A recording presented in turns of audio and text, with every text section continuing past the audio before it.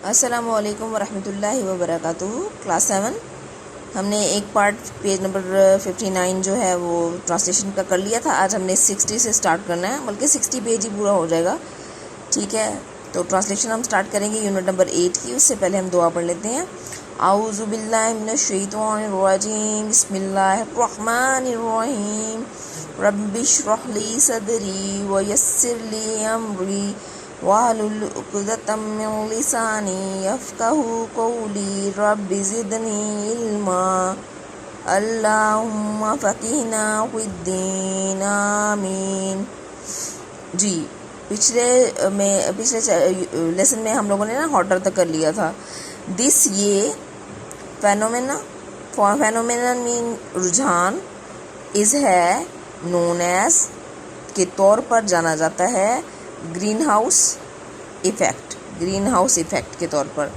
यानी इस फेनोमेना को, जो हमने गैसों का बढ़ना, गैसों की वजह से हीट का टेम्परेचर का बढ़ना, ये जो सारा प्रोसेस है इसको कहते हैं green house effect. The green house effect is a major cause of global warming. Green house effect जो है असल वजह है ग्लोबल वार्मिंग की या आलमी हरारत के बढ़ने की। नो डाउट, इसमें कोई शक नहीं। The green house effect is also necessary for the earth to keep it warm, that make life possible on earth।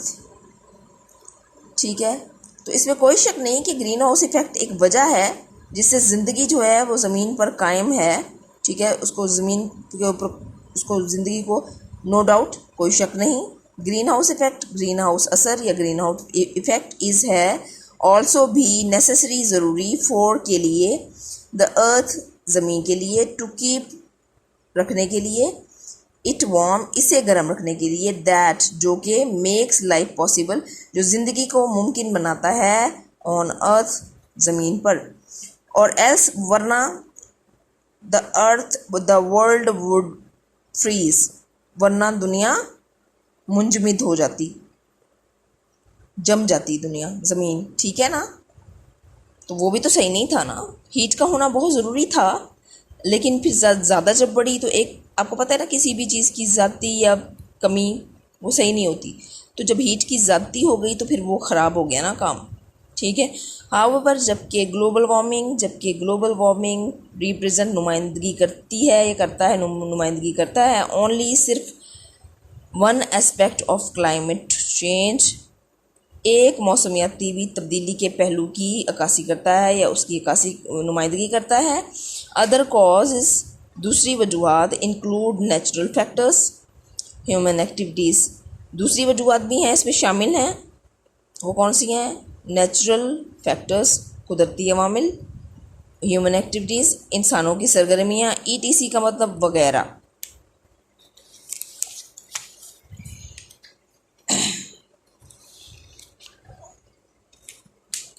Ji, volcanic eruption, आतिशफशां का फटना, one of the natural factor are also causing global warming. Volcano मतलब आतिशफशां का फटना भी एक कुदरती अवामिल में से एक है। ऑल्सो यानी कि बी कॉजिंग वजह बन रहा है आलमी हरारत की। फॉर इंस्टेंस यानी मिसाल के तौर पर, अ सिंगल वॉल्केनिक इरप्शन, एक आतिशफशां के फटने का, releases a huge amount of carbon dioxide.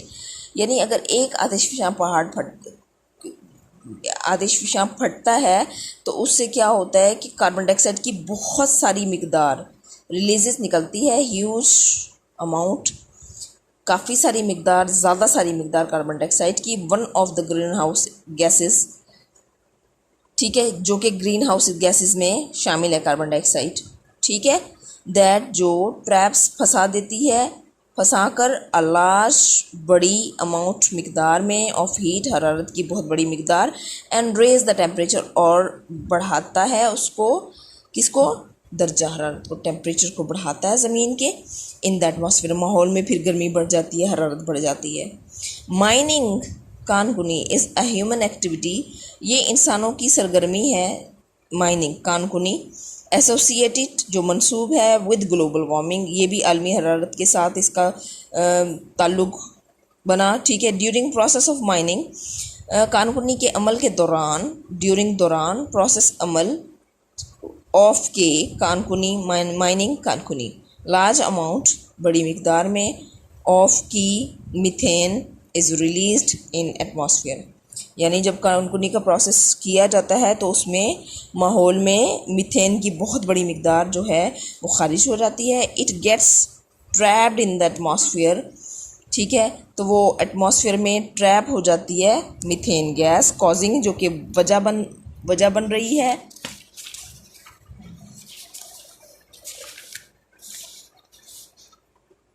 जिम्मेदार बन रही है या वजह बन रही है। अच्छा, ग्लोबल ग्रीन हाउस इफेक्ट की methane is responsible for trapping heat in the atmosphere more than carbon dioxide, यानी मीथेन गैस जो है वो कार्बन डाइऑक्साइड से भी ज़्यादा जिम्मेदार है एटमॉस्फेयर माहौल को गर्म करने में, ठीक है। नाइट्रोजन ऑक्साइड भी थी, कार्बन डाइऑक्साइड भी थी, और मीथेन सबसे ज़्यादा जो है ना ये काम सर अंजाम दे रही है ज़मीन को गर्म करने का, ठीक है स्टूडेंट्स। अच्छा, एक दफ़ा ये मैं आपको पूरा एक दफ़ा पढ़ा देती हूँ ताकि इसकी समझ आपको आ जाए। आज की दुनिया में हर एक इस बात पर मुत्तफिक है कि ग्लोबल वार्मिंग या आलमी हरारत एक हकीकी मसला है और इस पर तवज्जो दी जानी चाहिए। ये नस्ल इंसानी पर असरअंदाज हो रही है और बाकी जानदारों पर भी। ग्लोबल वार्मिंग या आलमी हरारत और मौसमियाती तब्दीली के तबाहकुन असरात पूरी इंसानियत पर फैल रहे हैं। ग्लोबल वार्मिंग बतदरीज इजाफा है ज़मीनी दर्जा हरारत में कुछ मखसूस गैसों की वजह से, जबकि माहौलियाती तब्दीली आलमी हरारत का एक असर है। माहौलियाती तब्दीली और आलमी हरारत दोनों बाहम वाबस्ता हैं। 50 साल से ज़्यादा के अरसे में औसत आलमी दर्जा हरारत में मौसमियाती तब्दीलियों के सबब 0.8 सेंटीग्रेड यानी फ़ारेनहाइट में भी वो बताया हुआ है 1.4 फ़ारेनहाइट के करीब तेज़ी से इजाफा हुआ है। आलमी हरारत इसलिए होती है क्योंकि ग्रीन हाउस गैसेस जैसे कार्बन डाइऑक्साइड, नाइट्रोजन ऑक्साइड और मीथेन गुज़िश्ता कुछ अरसे से बेहद बढ़ रही हैं। माहौल में मौजूद ये गैसें सूरज से निकलने वाले ज़्यादातर तापकारी यानी कि शुआएँ जो हैं तापकारी को जज़्ब करती हैं, ठीक है। आमतौर पर ये तापकारी खला में वापस आती है, शुआएँ वापस आती हैं, लेकिन ग्रीन हाउस गैसों के फंदे में फंस जाती हैं। गर्मी हरारत और स्यारे को गर्म कर देती हैं। इस रुझान को ग्रीन हाउस असर के तौर पर जाना जाता है।